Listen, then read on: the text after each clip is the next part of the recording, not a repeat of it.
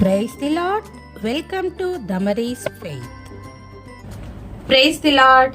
ఈరోజు మనము పరిశుద్ధ గ్రంథమైన బైబిల్ నుండి యోనా గ్రంథాన్ని ధ్యానించుకుందాము. యోనా గ్రంథం బైబిల్లో 32వ గ్రంథంగా మనము చూడగలము. యోనా ఎవరి కుమారుడు? యోనా అమిత్తయి కుమారుడు. యోనాని ఇంగ్లీష్లో జోనా అంటారు. యోనా అనే పేరుకు గువ్వ అని అర్థం. గువ్వ అంటే పిజన్, పావురము. అయితే ఈ యోనాని మనము పాత నిబంధన గ్రంథంలో ఒక మిషనరీగా మనము చూడవచ్చు. మిషనరీ అంటే కొత్త నిబంధనలో మిషనరీ అని ఎవరిని అంటాము? మనము దేవుని సువార్తను చెప్పడానికి వేరే ప్రదేశానికి వెళ్లి దేవుని సువార్త చెప్పే వాళ్ళని మనము మిషనరీలుగా మనము కొత్త నిబంధనలో చూస్తాము. అయితే ఈ పాత నిబంధన గ్రంథంలో ఈ యోనా గారిని దేవుడు ఒక మిషనరీగా వాడుకోవాలి అని అనుకున్నాడు. బైబిల్ ప్రకారం ఇశ్రాయేలీలు కాని వారిని మనము అన్యజనులుగా చూడగలము. 1వ అధ్యాయము 2వ వచనంను మనం చదువుకుందాము. నినివే పట్టణస్థుల దోషము నా దృష్టికి ఘోరమాయెను గనుక నీవు లేచి నినివే మహాపట్టణమునకు పోయి దానికి దుర్గతి కలుగునని ప్రకటింపుము. దేవుడు చెప్తున్నాడు, యోనా నీవు వెళ్ళి ఆ నినివే పట్టణానికి దుర్గతి కలగబోతుంది అని నువ్వు అక్కడికి వెళ్ళి ప్రకటించు అని చెప్పాడు. అయితే ఈ నినివే పట్టణము ఎక్కడుంది? ఆషేరు దేశంలో ఉంది. ఈ ఆషేరు దేశంలో నినివే పట్టణము ఒక క్యాపిటల్ సిటీగా ఉంటుంది. అయితే ఇశ్రాయేలీలకి ఆషేరీలకి అస్సలు పడదు. ఈ ఆషేరు దేశంలో పాపం ఎక్కువగా పెరిగిపోయింది. నేను ఆ పట్టణాన్ని నాశనం చేయబోతున్నాను కనుక ఇంకొక 40 రోజుల్లో నేను ఆ పట్టణాన్ని నాశనం చేయబోతున్నాను కనుక నీవు వెళ్ళి ఆ పట్టణస్థులకి దేవుని రక్షణ స్వార్థను ప్రకటించు.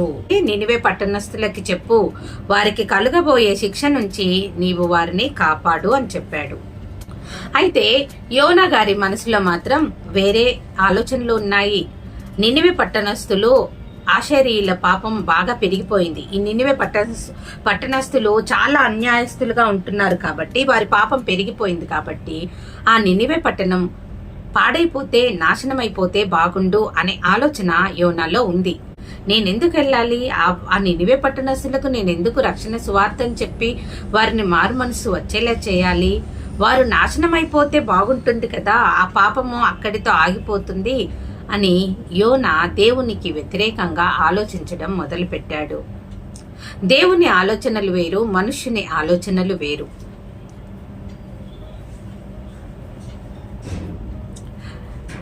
లేదా నినివే పట్టణస్థులకు వెళ్ళి ఈ పట్టణం నాశనం కాబోతుంది అని చెప్తే నినివే పట్టణస్థులు తననేమన్నా చేస్తారని కూడా యోనా భయపడి ఉండవచ్చు.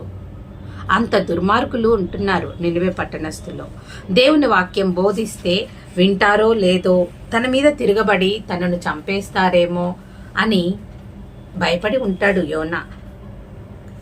యోనా నినివే పట్టణానికి రక్షణ స్వార్థం చెప్పడానికి దేవుడు వెళ్ళమన్నప్పుడు యోనా ఏం చేశాడో తెలుసా? 1వ అధ్యాయంలో యోనా చేసిన తప్పు, దేవుని సన్నిధి నుండి పారిపోయాడు. దేవుని సన్నిధి నుండి వెళ్ళిపోవడం అంటే దేవుని చిత్తానికి నువ్వు దూరంగా వెళ్ళడమే. నినివే పట్టణానికి వెళ్ళమంటే యోనా ఎక్కడికి వెళ్తున్నాడో తెలుసా? దేవుని మాటకు వ్యతిరేకంగా ఇశ్రాయేలీల దేశంకి నినివే పట్టణము పశ్చిమంలో ఉంది. యోనా దానికి వ్యతిరేక దిశలో తర్షీషుకు బయలుదేరాడు. యోనా దేవుని మాటను ధిక్కరించాడు. దేవుని సన్నిధి నుండి వెడలిపోతున్నాడు. దేవుడు వెళ్ళమన్న దగ్గరికి వెళ్లకుండా, నినివే పట్టణానికి వెళ్లకుండా తర్షీషుకి ఒక ఓడ ఎక్కి వెళ్ళిపోతున్నాడు. యోనా ఉన్న ప్రాంతం నుండి నినివే పట్టణము 800 కిలోమీటర్లు ఉంటుంది. కానీ ఈ 800 కిలోమీటర్లను కాదని, దేవుడు చెప్పిన స్థలానికి కాదని, దానికి ఆపోజిట్ వేలో తర్షీషుకు బయలుదేరాడు. ఈ యోనా ఉన్న ప్రాంతంకి, ఇశ్రాయేలీల దేశంకి తర్షీషు ఎంత దూరంలో ఉంటుందంటే దాదాపుగా 4000 కిలోమీటర్లు. 800 కిలోమీటర్లు వెళ్ళి తన సువార్తను ప్రకటించవలసిన యోనా 4000 కిలోమీటర్ల ఉన్న తర్షీషుకు బయలుదేరి దేవుని సన్నిధి నుంచి వెళ్ళిపోతున్నాడు. అయితే ఈ యోనా తర్షీషుకి ఓడ ఎక్కి ఆ ఓడలో కింది భాగంలో యోనా మంచిగా నిద్రపోతున్నాడు. నినివే పట్టణానికి తర్షీషుకి ఇప్పుడు ఎంత దూరం ఉంటుంటుంది? అవి 800 కిలోమీటర్లు, ఇది 4000 కిలోమీటర్లు, మొత్తం 4800 కిలోమీటర్లు. ఇప్పుడు యోనా తర్షీషుకి బయలుదేరాడు. ఇంతలో దేవుడు ఇక్కడ యోనా గ్రంథము 1వ అధ్యాయము 3వ వచనంలో ఒక వాక్యం చదువుకుందాము. అయితే యెహోవా సన్నిధిలో నుండి తర్షీషు పట్టణమునకు పారిపోవలెనని యోనా యొప్పేకు పోయి తర్షీషునకు పోవు ఒక ఓడను చూచి ప్రయాణమునకు కేవు ఇచ్చి యెహోవా సన్నిధిలో నిలువగా ఓడ వారితో కూడా తర్షీషునకు పోవుటకు ఓడ ఎక్కెను. ఈ యోనా తర్షీషుకు వెళ్ళడానికి ఓడ ఎక్కి ఇంకా బయలుదేరాడు. అయితే ఇప్పుడు ఎక్కడికి వెళ్ళి మంచిగా అసలు తనకి ఏ భయం లేదు, నేను దేవుని మాట వినలేదే, దేవుడు చెప్పింది వినలేదే అని భయం లేదు. పోయిండు, చక్కగా ఓడ కింది భాగంలో నిద్రపోతున్నాడు. అప్పుడు పెద్ద గాలి తుఫాను ఆ ఓడని కుదిపేసింది. కొన్నిసార్లు మనం కూడా దేవుని సన్నిధికి దూరంగా వెళ్ళిపోతూ ఉంటాము. మన సొంత ఆలోచనలతో ముందుకు వెళ్లే వారంగా ఉంటున్నాము. దేవుని చిత్తం కనుక్కునే వారంగా ఉండము. దేవుడు ఒక ప్రాంతానికి వెళ్ళి సువార్త చెప్పు, దేవుని వాక్యం చెప్పు అంటే మనము కొంతమందికి సువార్త చేయడానికి భయపడతాము. కొంచెం కఠినమైన మనస్సు కలిగిన వారు ఉంటే వారికి సువార్త చెప్తే నన్ను అటాక్ చేస్తారేమో అని భయం. వాళ్ళకేంటి నేను సువార్త చెప్పేది అనే ఆలోచన కూడా ఉంటుంది. యోనా గ్రంథం యొక్క ముఖ్య ఉద్దేశం ఏంటి? నినివే పట్టణానికి వెళ్ళి యోనా వాక్యం చెప్పాలి, దేవుని గురించి చెప్పాలి. నినివే పట్టణస్థులు మారు మనస్సు పొంది దేవుని వైపు తిరగాలి అని దేవుని యొక్క ముఖ్య ఉద్దేశం. కానీ యోనా దానికి వ్యతిరేక దిశలో ప్రయాణం చేస్తున్నాడు. దేవుని సన్నిధి నుంచి వెళ్ళిపోయాడు. తనలో కొంచెం బాధ, భయం కూడా లేదు. నేను దేవుడి మాటను ధిక్కరించాను అనే భయం కూడా లేదు. దేవుడు ప్రేమ గలవాడు, నన్ను కరుణిస్తాడు, క్షమించమని అడిగితే నన్ను తప్పకుండా క్షమిస్తాడు అనుకుంటున్నాడు. వెళ్ళి ఆరాంగా ఏం చేస్తున్నాడు? ఓడ కింది భాగంలో నిద్రపోతున్నాడు. ప్రకృతి ప్రళయం విజృంభించింది. పెద్ద తుఫాను ఆ ఓడని కుదిపేసింది. యోనా అంత పెద్ద దైవజనుడు కదా. అక్కడ ఓడలోని వాళ్ళందరూ ఎవరి దేవుళ్ళకు వాళ్ళు ప్రార్థన చేస్తున్నారు. మమ్మల్ని కాపాడు దేవా, మమ్మల్ని కాపాడు, ఈ తుఫాను నుండి మమ్మల్ని కాపాడు అని. అయితే ఇంతకీ ఆ తుఫాను మాత్రం ఆగటం లేదు. అప్పుడు యోనా ఆ ఓడ నాయకునికి ఒక ఆలోచన వచ్చింది. ఇంత సర్వీస్లో నేను ఇన్ని రోజులు ఓడ నడుపుతున్నాను, ఇలాంటి ప్రళయం నేను చూసింది లేదు. ఎందుకు ఇంతలా ఇది ఇంత భయంకరమైన తుఫాన్ ఎందుకు వస్తుంది? మాలో ఎవరో పాపం చేసిన వారు ఉండి ఉంటారు, ఎవరు వాళ్ళు అని చెప్పి ఓడ నాయకుడికి ఒక ఆలోచన వచ్చి ఓడలో ఉన్న వారందరి పేర్లు కూడా రాసి చీట్లు వేసి తీస్తే అందులో యోనా పేరు వచ్చింది. యోనా ఎవరు ఎవరు అని అడుగుతున్నాడు ఓడ నాయకుడు. అయితే ఓడ నాయకుడు అప్పుడు వచ్చి అంత పెద్ద దైవజనుడు యోనాని ఏమని పిలిచాడో తెలుసా? ఓయి నిద్రపోతా అని పిలిచాడు. అప్పుడు ఆయనకు తెలీదు ఆయన ప్రవక్త అని. మరి ఇంతమంది తుఫాను భయంతో వణికిపోయి వాళ్ళ దేవుళ్లకు ప్రార్థన చేస్తుంటే యోనా మాత్రము నిశ్చింతగా నిద్రపోతున్నాడు. ఓడ నాయకుడు ఒక ప్రవక్తను పట్టుకొని ఓయి నిద్రపోతా అని పిలిచాడు. ఎంత అవమానకరమైన మాట పిలిపించుకొని ఉంటున్నాడు. నువ్వు ఎంత గొప్ప దైవజనుడివి అయినా సరే దేవుని సన్నిధి నుండి ఒక్కసారి తొలగిపోయావు అంటే ఈ లోకంలో నీకు మిగిలేది అవమానమే. అప్పుడు యోనా వచ్చి తనని అడిగారనమాట. ఇట్లా చీట్లు తీసాము, వచ్చింది, అసలు నువ్వెవరు, ఎక్కడి నుంచి వస్తున్నావు అంటే యోనా జరిగిందంతా వివరించి ఈ తుఫాను నా కారణంగానే వస్తుంది, నన్ను ఒక్కసారి సముద్రంలోకి విసిరివేయండి అని అన్నాడు. అప్పుడు ఈ తుఫాను ఆగిపోతుంది, నా వల్లనే వస్తుంది అని అప్పుడు చెప్తే అక్కడి వాళ్ళందరూ కూడా ఎంత భయపడ్డారంటే ఒక మనిషిని మనం చంపటము, ఆ మనం ఆ మనిషిని మనము సముద్రంలోకి తోసివేయడము అంటే వాళ్ళు చాలా ఆలోచించారు. అయ్యో, ఇంకా సొంత ప్రయత్నం మొదలు పెట్టారు. మనము మన దగ్గర ఉన్న బరువులు, సామాన్లు, వర్తక వాణిజ్యాలు జరుగుతూ ఉంటాయి ఓడలో. వాళ్ళు కొంచెం సామాగ్రి తీసుకొని వస్తున్నారు కదా, బరువైన వస్తువులన్నిటిని కూడా సముద్రంలో పారవేశారు. అయితే ఎంత దేవుని ఆలోచన వేరు, మనుషుల ఆలోచన వేరు.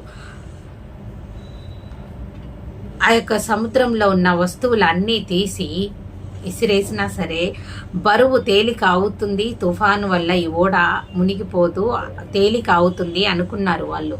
మనుష్య ప్రయత్నము వ్యర్థమైపోయింది. ఇంతకీ ఆ ఓడ మునిగిపోతుంది. అప్పుడు వాళ్ళు ఇంకా దేవునికి ప్రార్థన చేసుకొని ఆ ఓడలో నుండి యోనాన్ని పట్టి ఇసిరేశారు సముద్రంలోకి. ఆ ఓడలో వాళ్ళందరూ, యెహోవా దేవుని యొక్క ప్రవక్తవా నువ్వు దేవుడు చెప్పిన మాట వినకుండా పారిపోతున్నావా అని చాలా భయపడిపోయారు. ఎందుకంటే యెహోవా దేవుని గురించి వాళ్ళు ఇంతకు ముందే విని ఉంటారు. మీ దేవుడు చెప్పింది నువ్వు వినలేదా? యెహోవా దేవుడు భక్తుడివి నువ్వు, నిన్ను మేము ఎలా తోసేయాలి, నిన్ను మేము ఎలా సముద్రంలో పడేయాలి? అయితే ఇంత వందల మంది పేర్లు రాసి వేస్తే అందులో యోనా పేరు రావటం ఎంత విచిత్రం. యోనా ఇలా అంటాడు, అయ్యా, నేను దేవుని సన్నిధి నుండి పారిపోతున్నాను, యెహోవా దేవునికి విరుద్ధంగా నేను పారిపోతున్నాను, నా వల్లనే ఈ ప్రళయం వచ్చింది, నన్ను విసిరివేయండి సముద్రంలోకి అని చెప్తాడు. కొన్నిసార్లు మనం కూడా దేవుని చిత్తానికి వ్యతిరేకంగా వెళ్ళేవారంగా ఉంటున్నాము. మన సొంత ప్రయత్నంతో ఏం చేసినా వ్యర్థమే. ఆ ఓడలోని జనులు తమ సామాగ్రినంతా విసిరివేసారు, కానీ వాళ్ళ ప్రయత్నం ఫలించలేదు. ఆ విధంగానే కొన్నిసార్లు మన సొంత ప్రయత్నంలో ఏం చేసినా అవి అన్ని కూడా వ్యర్థంగానే ఉంటున్నాయి. అయితే ఈ యోనాని సముద్రంలో పడవేశారు. పడవేయగానే ఏం జరిగింది? యోనా గ్రంథము 1వ అధ్యాయము 14వ వచనము. కాబట్టి వారు, యెహోవా, నీ చిత్త ప్రకారముగా నీవే దీన్ని చేసితివి, ఈ మనుష్యుని బట్టి మమ్మును లయము చేయకుందువుగాక అని యెహోవాకు మనవి చేసుకొని యోనాను ఎత్తి సముద్రంలో పడవేసిరి. పడవేయగానే సముద్రము పొంగకుండా ఆగెను. ఎంత అద్భుతం! అప్పటి వరకు ఒక ప్రళయం, ఒక మనుష్యుణ్ణి నీటిలో పడవేయగానే ఆ ప్రళయం ఆగిపోయింది అంటే అది ఎంత అద్భుతం, ఎంత ఆశ్చర్యం! ఆ ఓడలోని వారంతా కొన్ని వందల మంది ఇది చూసి మారు మనసు పొందారు, రక్షింపబడ్డారు, యెహోవా దేవునికి బలులను అర్పించారు. యోనా చేసిన ఈ తప్పు కూడా మరికొంతమంది అన్యుల రక్షణకు కారణమైంది. ఇక్కడ దేవుడు ఎంత గొప్ప కార్యం చేశాడు. అయితే ఇప్పుడు ఈ ఓడలోని వారందరూ కూడా రక్షింపబడ్డారు. నోవాహు కాలంలో ఓడలో వాళ్ళ కుటుంబము మాత్రమే వెళ్ళి రక్షింపబడింది. కానీ ఇప్పుడు ఈ యోనా మూలంగా ఓడలో కొంతమంది దేవుని ప్రవక్తని సముద్రంలో నీళ్ళల్లో పడేయడం వల్ల కొన్ని వందల మంది రక్షణకు కారణమయ్యాడు ఈ యోనా. ఇకపోతే మనము యోనా సముద్రంలో పడవేసిన దాని గురించి మాట్లాడుకుందాము. యోనాని సముద్రంలో పడవేయగానే దేవుడు అక్కడ రెడీగా ఒక సముద్రంలో ఒక పెద్ద చేపని, తిమింగిలాన్ని ఏర్పాటు చేశాడు. దేవుడు ఆ చేపకి ఏమని ఆజ్ఞాపించాడో తెలుసా?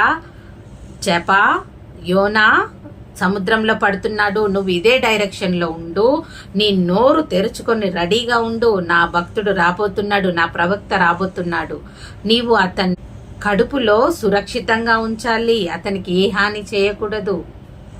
అసలు మనం ఊహించడానికి ఎంత ఆశ్చర్యంగా ఉంటుంది. ఒక చేప ఒక మనిషిని తిన్న వెంటనే నమిలేయడమో లేకపోతే తను చనిపోవడమో ఏదో ఒకటి జరుగుతుంది. కానీ దేవుడు ఏర్పరిచిన ఆ చేప యోనాని మింగి, అది ఒక్కసారి ఊహించుకోండి, ఒక మనిషిని నీళ్ళల్లోకి విసిరి వేయగానే అటు ఇటు వెళ్లకుండా డైరెక్ట్ వెళ్ళి ఆ చేప నోట్లో పడటం. ఆ చాప కడుపులో యోనా 3 రోజులు ఆ చీకట్లో భద్రంగా ఉండటం, ప్రాణంతో ఉండటం, ఇది ఎంత ఆశ్చర్యం. యోనా చాపకు చెప్పుంటాడు, నువ్వు నా భక్తుణ్ణి డైజెస్ట్ చేసుకోకూడదు, అరిగించుకోకూడదు, నీ డైజెషన్ సిస్టమ్ ఆపేస్తున్నాను అని ఉంటాడు. దేవుడు ఈ యోనా కోసమే ఆ చాపను క్రియేట్ చేసుంటాడు. దేవుడు చెప్తే ఏదైనా వింటుంది. 2వ అధ్యాయంలో యోనా చాప కడుపులో ఉన్నాడు. 3 రోజులు ప్రార్థన చేస్తున్నాడు. తాను పశ్చాత్తాప ప్రార్థన చేస్తున్నాడు. నీ మాట వినలేదు, నీ సన్నిధి నుంచి పారిపోయాను దేవా, నన్ను క్షమించు అని యోనా పశ్చాత్తాప ప్రార్థన చేస్తున్నాడు. నేను నీ మాట వినలే, నీ సన్నిధి నుంచి వెళ్ళిపోయాను, నన్ను క్షమించు అని ఆ అంధకారంలో. అయితే నేను ఒకసారి విన్నాను, బ్రదర్ భక్త సింగ్ గారిని ఒక సంఘస్థుడు ఇలా అడిగాడంట, ఏమండి చాప మనుష్యుణ్ణి మింగిందంటే మీరు నమ్ముతారా? బైబిల్లో అలా రాయబడింది, ఆ కథ నిజమేనా? మీరు నమ్ముతున్నారా? చాప మనుష్యుణ్ణి మింగి 3 రోజుల తర్వాత మళ్ళీ బయటికి తీసింది అంటే అని అడిగితే భక్సింగ్ గారు ఏమన్నారంట తెలుసా? చాప మనుష్యుని మింగింది అని వ్రాయబడింది కదా, నేను నమ్ముతున్నాను. అదే బైబిల్ గ్రంథంలో మనుష్యుడు చాపను మింగాడు అని రాయబడినా నేను నమ్ముతాను అని అన్నాడంట. దేవుని వాక్యాన్ని మనం నమ్మే వారంగా ఉండాలి. దేవుని వాక్యాన్ని మనం విశ్వసించే వారంగా ఉండాలి. 3 రోజులు ఆ చాప ఎంత కష్టపడి ఉంటుంది యోనాని కడుపులో పెట్టుకొని. అది డైజెషన్ చేసుకోకూడదు, యోనాకి ఎలాంటి హాని జరగకూడదు. అది ఇప్పుడు ఎన్ని కిలోమీటర్ల దూరం ప్రయాణిస్తుందో తెలుసా? దాదాపు 4000 కిలోమీటర్ల దూరం ప్రయాణించి ఎక్కడికి వెళ్ళాలి? యోనాను తీసుకెళ్లి నినివేలో 3 రోజుల తర్వాత దేవుడు చెప్పాడు చాపకి, చాపా వెళ్ళు, నినివే పట్టణంకి తీసుకెళ్లి ఆ ఒడ్డున యోనాని కక్కివేయి అని చెప్పాడు. ఈ చాప ఎంత ఫాస్ట్గా వెళ్ళుంటుంది. ఈ 3 రోజులు కూడా ఈ చాప ప్రయాణం చేస్తూ ఉంటుంటుంది. 4000 కిలోమీటర్లు ప్రయాణిస్తుంది. చాప వెళ్ళి ఎంత పెద్ద వామిట్ చేసుంటే యోన బయటపడి ఉంటాడు. చాప వెళ్ళిన యోనాని కక్కివేయి అనగానే చాప 3వ రోజు యోనాని కక్కేసింది. యోన చాప కడుపులో 3 రోజులు 3 రాత్రులు 3 పగళ్ళు ఉన్నాడు. పశ్చాత్తాప ప్రార్థన చేస్తున్నాడు. దేవుడు మనం కూడా ఈ లోకంలో కొన్నిసార్లు పడిపోయినప్పుడు, ఏదైనా తప్పు జరిగినప్పుడు మనము పశ్చాత్తాప ప్రార్థన చేస్తే మన దేవుడు వినేవాడుగా ఉంటున్నాడు. మరణపు అంచు వరకు తీసుకువెళ్ళి దేవుడు మనల్ని రక్షించే సమర్థుడు. ప్రార్థన శక్తి అంత బలమైనది. ప్రార్థన శక్తి జీవం కలది. ఇప్పుడు యోనా ఎలా ఉన్నాడు? పాచి అంత పట్టుకొని ఒక బ్యాడ్ స్మెల్తో ఉండుంటాడు. ఇప్పుడు ఏం చేయాలి? యోనా బయటికి వచ్చిన యోనా ఇప్పుడు నినివే పట్టణానికి వెళ్ళి అక్కడ దేవుని సువార్తను ప్రకటించాలి. దేవుని సన్నిధి నుంచి పారిపోదాం అనుకున్నాడు, కానీ దేవుడు విడిచిపెట్టలేదు. యోనాని మళ్ళా పట్టుకొని చాప ద్వారా నినివే పట్టణానికి తీసుకొచ్చాడు. మనం కూడా కొన్నిసార్లు దేవుడి ఆజ్ఞలకు విరుద్ధంగా బయలుదేరుతాము, మన సొంత ఆలోచనలతో బయలుదేరుతాము. యోనా మాత్రం దేవుని ప్రవక్త, కానీ నినివే పట్టణస్థులకు దేవుని సువార్తను ప్రకటించడానికి వెనుకాడాడు. బహుశా నినివే పట్టణస్థుల పాపం, భయంకరమైన పాపం యోనాకు నచ్చుండదు. ఇప్పుడు యోనా నినివే పట్టణస్థుల దగ్గరికి వెళ్ళి వాక్యం బోధించాడు. ఇంకొక 40 రోజుల్లో దేవుడు ఈ పట్టణాన్ని నాశనం చేయబోతున్నాడు, నినివే పట్టణము ఘోర పాపంతో నిండిపోయింది అని చెప్పినప్పుడు వాళ్ళు నినివే పట్టణస్థులు యోనాని ఏమన్నా చేస్తారేమో అనుకొని యోనా భయపడ్డాడు. కానీ దానికి విరుద్ధంగా ఇక్కడ జరిగింది. వాళ్ళు దేవుని వాక్యాన్ని స్వీకరించారు, దేవుడి వాక్యానికి భయపడ్డారు. నిజంగానే మేము పాపంతో నిండిపోయి ఉన్నాము, దేవుడు మమ్మల్ని నాశనం చేస్తాడేమో అని ఆ యొక్క నినివే పట్టణం యొక్క రాజు నినివే పట్టణస్థులు అందరూ కూడా, రాజు, పిల్లలు, పెద్దలు, పశువులు అన్నీ కూడా ఉపవాస ప్రార్థన చేయటం మొదలుపెట్టారు.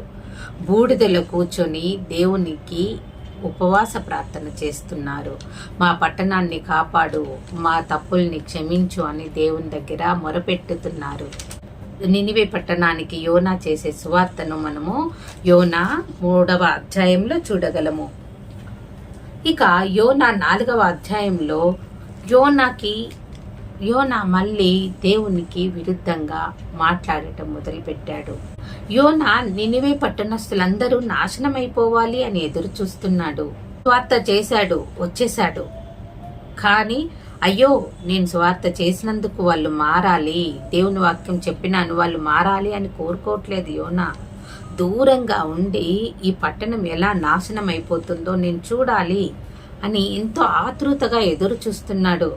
కొంతమంది సేవకులు ఎలా ఉంటున్నారు అంటే ఎదుటి వారు నాశనాన్ని కోరుకునేవారుగా ఉంటున్నారు. వారు నాశనం అయిపోతే చూడాలి అని ఎంతో ఆశతో, ఎంతో కోరికతో ఉంటారు. ఎదుటి వారి నాశనాన్ని కోరుకోవడంలో వారికి ఎంతో ఆనందం ఉంటుంది. అది ఏం ఆనందమో తెలియదు. మళ్ళీ ఎప్పుడు ఏమి ఎరగనట్టే దేవుని సన్నిధిలో ప్రార్థనలు చేస్తారు. ఓదార్చినట్టుగా, ఇతరులను ఓదార్చినట్టుగా నటిస్తారు. యోనా కూడా ఇక్కడ అదే చేస్తున్నాడు.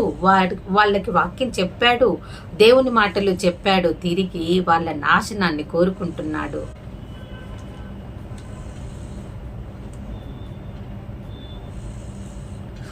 యోనా గ్రంథము 4వ అధ్యాయము 2వ వచనంలో ఒక మాట వ్రాయబడి ఉంది. యెహోవా నేను నా దేశమందుండగా యెహోవా నేను నా దేశమందుండగా ఇట్లు జరుగునని నేను అనుకొంటిని గదా. అందువలనని నీవు కటాక్షమును జాలియును బహుశాంతమును అత్యంత కృపయు గల దేవుడవై ఉండి పశ్చాత్తాపపడి కీడు చేయక మానుదు అని నేను తెలుసుకొని దానికి ముందుగానే తర్షీషుకు పారిపోతిని. ఇంకొక వేరే కోణంలో మనము ఈ యోనా ఆలోచించడం మొదలు పెట్టాడు. నాకు తెలుసు దేవా, నువ్వు వాళ్ళు ఏడ్చి ప్రార్థన చేస్తే నువ్వు వారిని క్షమిస్తావని నాకు తెలుసు, నువ్వు వాళ్ళని రక్షిస్తావని నాకు తెలుసు. అందుకనే నేను వారికి దేవుని వాక్యం చెప్పకుండా నీ సన్నిధి నుంచి పారిపోతున్నాను తర్షీషుకి అని దేవునికి ఇక్కడ మళ్ళీ వ్యతిరేకంగా మాట్లాడుతున్నాడు. ఇక్కడ యోనా కూడా అదే క్వశ్చన్ చేస్తున్నాడు. నాకు తెలుసు దేవా, నువ్వు ఆ పట్టణాన్ని రక్షిస్తావని, అంత మాత్రంకి నన్ను ఎందుకు ఇక్కడ దాకా తీసుకొచ్చావు? నువ్వు కృపగల దేవుడవని నాకు తెలుసు, ఆ శాంతమూర్తివి అని తెలుసు, నువ్వు చాలా జాలి, దయ, కనికరం గల దేవుడవని నాకు తెలుసు, ఆ పట్టణస్థులను రక్షిస్తావని తెలుసు. అందుకే కదా నేను ముందుగానే పారిపోతున్నాను. తాను పారిపోయే విషయాన్ని కూడా తనకు అనుగుణంగా మార్చుకుంటున్నాడు. ఈ రోజుల్లో సేవకులు కూడా అదే విధంగా ఉంటున్నారు. తాము బోధించే బోధలను తమకు అనుకూలంగా మార్చుకుంటున్నారు. దేవుని వాక్యాన్ని వారికి అనుగుణంగా మార్చుకొని బోధిస్తున్నారు. నీవు అనుసరించకుంటే నీకు 2 శిక్ష వస్తుంది. నీ సంఘాన్ని ప్రేమించే సంఘ కాపరిగా నువ్వు ఉండాలి, దేవుని ప్రవక్తగా నీవు ఉండాలి. అంతేకాని ఎదుటివారి నాశనాన్ని కోరుకునే ప్రవక్తగా ఉండకూడదు. నీవు చేసే తప్పులో కూడా దేవుణ్ణి నిందిస్తూ మాట్లాడతావు. ఇది చాలా బాధాకరమైన విషయము. చాలా మందిని చూసాము, ఇప్పటికీ మీరు కూడా చూసే ఉంటారు. ఉండండి, ఇంకా కొన్ని రోజులు చూద్దాం. వాళ్ళు ఎంత నాశనం అయిపోవాలా, మొత్తం అసలు ఉండకూడదు. ఒక ఫ్యామిలీ మొత్తం కొలాప్స్ అయిపోవాలా, ఫ్యామిలీ అంతా నాశనం అయిపోవాలా, సంఘానికి వచ్చే వాళ్ళందరూ కూడా నాశనం అయిపోవాలి. ఎంత దుర్మార్గంగా ఆలోచిస్తారండి అసలు. ఎవరికన్నా ఒక కష్టం కలిగింది అని అంటే బాగా జరిగింది. ఎందుకు జరిగింది? బాగా జరిగింది. నాశనం అయిపోవాలని నీవు కోరుకుంటున్నావా? నీవు నిజమైన సేవకుడివా? నీవు నిజమైన ప్రవక్తవా? యోనాలాగా 2వ కోణంలో ఆలోచిస్తున్నావా? ఆలోచించుకో. నిజమైన సేవకులు ఎవరు కూడా సంఘ క్షేమం కొరకు, కుటుంబాల క్షేమం కొరకు, కుటుంబాన్ని కట్టడానికి, సంఘాన్ని కట్టడానికి ప్రార్థన చేస్తారు. ఇంకా వారి నాశనాన్ని కోరుకునేవారు నిజమైన సేవకులు కాదు, దొంగ సేవకులు. ఎంతసేపు వారు తమ స్వలాభం చూసుకునేవారుగా ఉంటున్నారు. ఎదుటి వారి నాశనాన్ని కోరుకోకూడదు. తాము చేసేవన్నీ నిజాలే, మేం బోధించే బోధలన్నీ సరి అయినవి అని అనుకుంటారు. కానీ వారికి తెలియదు, వారు బోధించే బోధలు, ఇతరులని వ్యతిరేకిస్తూ మాట్లాడే మాటలు, ఇతరులకి చెప్పాలనుకొని ఇచ్చే మెసేజ్లు వారికే రిటర్న్లో తగులుతున్నాయని కొంతమందికి తెలియదు. ఇలా చాలా మంది ఉంటున్నారు. మేము చాలా భక్తిపరులము అని మాట్లాడతారు. నీవు ఎంత భక్తిపరుడవో, ఎంత భక్తి గల సేవకుడివి అనేది దేవునికి తెలుసు. దేవుడు యోనాను పట్టుకున్నట్లే నిన్ను ఒకరోజు పట్టుకుంటాడు. నిన్ను ఎక్కడికి విసిరేయాలో అక్కడికి విసిరేస్తాడు. యోనాన్ని చేప కడుపులోకి విసిరేశాడు. 3 రోజుల మారు మనస్సు తరువాత, పశ్చాత్తాప ప్రార్థన తరువాత యోనా తిరిగి బయటపడ్డాడు. అయినా తన వెనుకటి బుద్ధి మారలేదు. తిరిగి దేవుణ్ణి నిందిస్తున్నాడు. ఆ పట్టణ నాశనాన్ని మళ్ళీ కోరుకుంటున్నాడు. ఎంత దుర్మార్గత, ఎంత దుర్మార్గంగా ఆలోచిస్తున్నాడు ఈ యొక్క దేవుని సేవకుడు. నీవు నేను అలా ఉన్నామేమో ఆలోచించుకోవాలి. ఇక్కడ యోనా మామూలుగా కూర్చోలేదండి. ఒక దేవుని వాక్యం చెప్పిన తర్వాత వారి రక్షణ కొరకు నిజమైన సేవకులు నిత్యం ప్రార్థన చేస్తారు. నేను నీళ్ల మీద వాక్యం వేశాను, అది కొన్ని రోజులకు కనపడాలి. నేను ఒక విత్తనం నాటాను, అది కొన్ని రోజులకు మొలకెత్తాలి, అది ఫలించాలి అని కోరుకునేవాడు నిజమైన సేవకుడు. అంతేకాని భూమిలో నాటిన విత్తనము ఒక పక్షి ఎత్తుకొని పోయిందా లేదా, ఆ గింజ ఎండిపోయిందా లేదా, రాతి నేలన పడిందా, మట్టి నేలన పడిందా, ముళ్ళ పొదల్లో పడిందా, ఎదురు చూసే సేవకుడిగా ఉంటున్నావా? అది ఫలించాలని కోరుకునే సేవకుడిగా ఉంటున్నావా? అది నాశనమైపోయి ఎండిపోయి పక్షులు తినేసి ఆ విత్తనము ఫలించకూడదు అని నీవు కోరుకుంటున్నావా? ఏ విధంగా ఆలోచిస్తున్నావు? నిజమైన సేవకుడిగా ఆ విత్తనం మొలకెత్తాలి, ఫలించాలి అని కోరుకునేవాడిగా ఉండాలి. ఇక్కడ యోనా ఏం చేస్తున్నాడో తెలుసా? దేవుని వాక్యం నినివే పట్టణస్తులకు దేవుని వాక్యం చెప్పి దూరంగా ఆ పట్టణస్తులు ఏడ్చి రోదన చేస్తూ ఉపవాసం ఉండి, పిల్లలు, పెద్దలు, ముసలి వాళ్ళు అందరూ గోనెపట్ట కట్టుకొని బూడిదలో ఎండలో ఉపవాస ప్రార్థన చేస్తుంటే ఒక సేవకుడిగా ఏం చేయాలి యోనా? వారి రక్షణ కొరకు యోనా కూడా ప్రార్థన చేసుంటే ఇంకొక రకంగా ఉండేది. కానీ యోనా అలా చేయలేదు. వారి నాశనాన్ని కోరుకుంటున్నాడు, ఎదురు చూస్తున్నాడు. మామూలుగా కాదండి. ఆల్రెడీ 3 రోజులు చేప కడుపులో ఉన్నాడు, టైర్డ్ అయిపోయాడు, అలసిపోయాడు, తిండి తిప్పలు కూడా సరిగా ఉండుండదు. అయినా సరే ఆ నినివే పట్టణ నాశనాన్ని కోరుతూ అక్కడ ఒక పందిరి వేసుకొని కూర్చొని ఎదురు చూస్తున్నాడు. దేవుడు యోనా బాధ చూడలేకపోయాడు. నా భక్తుడు చాలా నీరసించిపోయాడే, తనకు కొంచెమైనా ఓదార్పుగా, తనకు కొంచెమైనా రెస్ట్ తీసుకునేలాగా ఉండాలి, కొంచెమైనా చల్లదనం కలిగించాలి, ఎండవేడికి తట్టుకోలేకపోతున్నాడు అని దేవుడు ఆ పందిరికి ఒక సొర చెట్టును మొలిపించాడు. అది మరుసటి అది చల్లగా వచ్చినప్పుడు యోనా ఏం చేశాడు? అబ్బా, ఇంతసేపు పందిరేసాను కానీ నాకు చాలా ఎండ మండిపోయింది, సొర చెట్టు భలే వచ్చేసింది, ఎంత పందిరి అంతా అల్లుకుంది, చాలా చల్లగా ఉంది అని చెప్పి ఆ చల్లని నీడలో కూర్చొని కూడా వాళ్ళ నాశనాన్ని కోరుకుంటున్నాడు. దేవుడు ఏం చేశాడంటే ఇంకా చాలా చల్లగా ప్రశాంతంగా కూర్చున్నాడు యోనా. ఒక రోజు ఉంచాడు. మరుసటి రోజు ఉదయం ఒక పురుగును పంపించాడు. ఆ చెట్టుని తొలిచేయి, ఆ చెట్టుని తినేసేయి అని. ఒక పురుగు వచ్చి ఆ చెట్టుని తినేసినప్పుడు ఆ చెట్టు అంతా కూడా ఎండిపోయింది. అప్పుడు మళ్ళా ఎండ తగలటం మొదలు పెట్టింది. ఈ చెట్టు ఎండిపోయినాక మామూలుగా వచ్చే ఎండ కాదండి, దేవుడు తూర్పు గాలిని మళ్ళీ రేపిండంట. ఆ ఎండ వేడి భయంకరంగా ఉంది. యోనాకి ఇప్పుడు మండిపోతుంది ఎండ వేడి. అయినా అక్కడ నిల్చొని చూస్తున్నాడు. అదేమి ఆనందం! తాను కాలిపోతూ కూడా ఎదుటి నాశనమైపోయేలా కోరుకుంటున్నాడు. యోనా 4వ అధ్యాయము 8వ వచనం చదువుకుందాము. మరియు ఎండ కాయగా దేవుడు వేడిమి గల తూర్పు గాలిని రప్పించెను. యోనా తలకు ఎండ దెబ్బ తగలగా అతడు సొమ్మసిల్లి బ్రతుకుట కంటే చచ్చుట నాకు మేలనుకొనెను. ఇప్పుడు అనుకుంటున్నాడండి యోనా, తన దాకా వస్తే గాని నేను చచ్చిపోతే బాగుండు, ఇంత వేడి నేను తట్టుకోలేకపోతున్నాను అనుకుంటున్నాడు. ఎదుటి వారు చచ్చిపోవాలని కోరుకుంటున్నావా? దేవుడు నీకు ఎలాంటి పరిస్థితి తీసుకొస్తాడో నువ్వు కూడా ఆలోచించుకోవాలి. అప్పుడు దేవుడు యోనాతో ఇలా అంటాడు, యోనా, ఒక్కరోజు నువ్వు విత్తనం విత్తలేదు, ఆ చెట్టు నాటలే, చెట్టుకు నీళ్లు పోయలేదు, ఒక్కరోజు మొలిచి ఒక్కరోజు నీకు చల్లని నీడనిచ్చిన చెట్టు మరుసటి రోజుకి ఎండిపోతే ఇంతలా బాధపడుతున్నావే. నినివే పట్టణస్థులు 2,20,000 మంది నా బిడ్డలు. నేను వారి తప్పుల్ని క్షమించి వాళ్ళని రక్షించాలి అనుకోవటం నీకు ఇష్టం లేదా అని దేవుడు అడుగుతున్నాడు. ఇంతమంది నాశనం అయిపోతుంటే నీకు చూడాలనిపించిందా యోనా అని అడుగుతున్నాడు దేవుడు. ఒక చెట్టు నాశనం అయిపోతే, చెట్టు ఎండిపోతేనే ఇంతలా ఆలోచిస్తున్నావు. 2,20,000 మంది నినివే పట్టణస్థులు వాళ్ళు నాశనం అయిపోతుంటే నేను ఎలా చూడగలను వాళ్ళని రక్షించడానికి? నేను వాళ్ళని రక్షించాలి కదా, వాళ్ళ నాశనాన్ని ఎందుకు కోరుకుంటావు అని యోనాన్ని దేవుడు నచ్చజెప్తున్నాడు. ఎందుకయ్యా ఇలా ఆలోచిస్తున్నావు నువ్వు?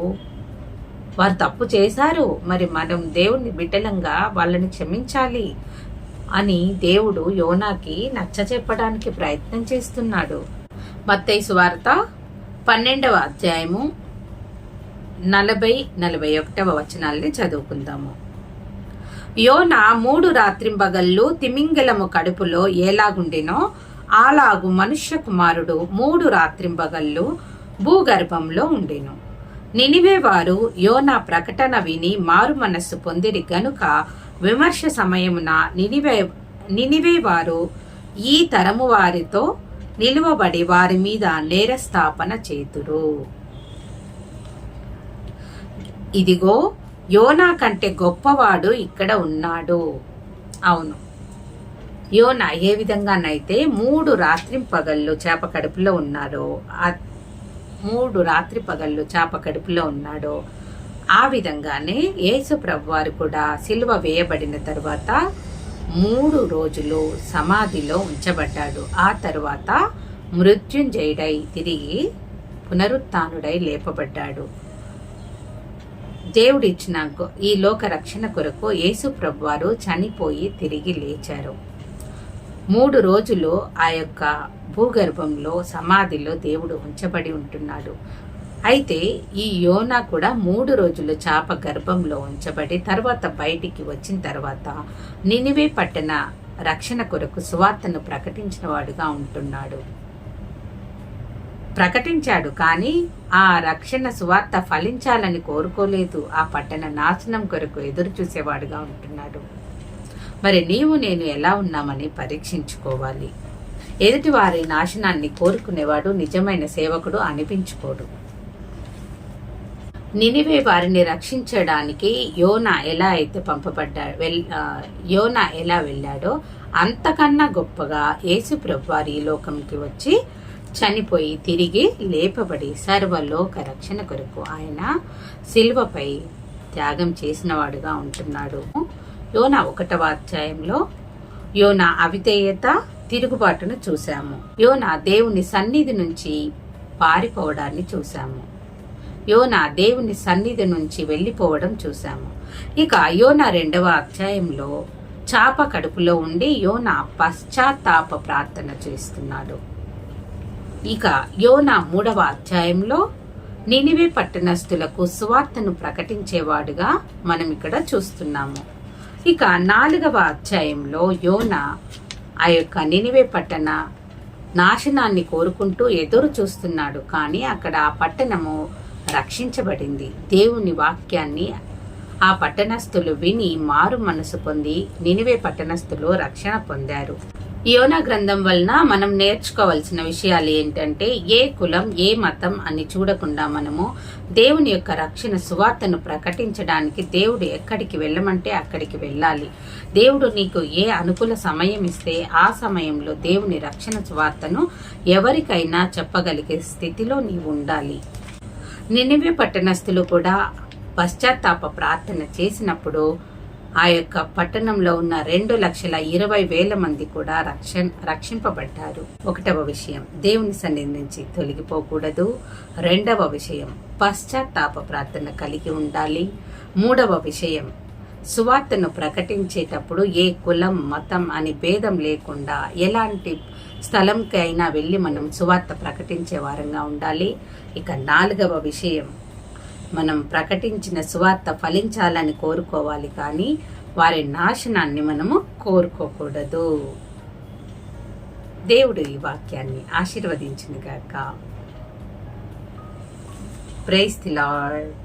Please like and share, subscribe my channel. Thanks for watching. Bye. ఇంతవరకు ఎవరైతే సబ్స్క్రైబ్ చేసుకున్నారో వారందరికీ నా ధన్యవాదాలు. ఇలాంటి మరెన్నో వీడియోస్ కొరకు please like and share, subscribe my channel. Thank you. Praise the lord.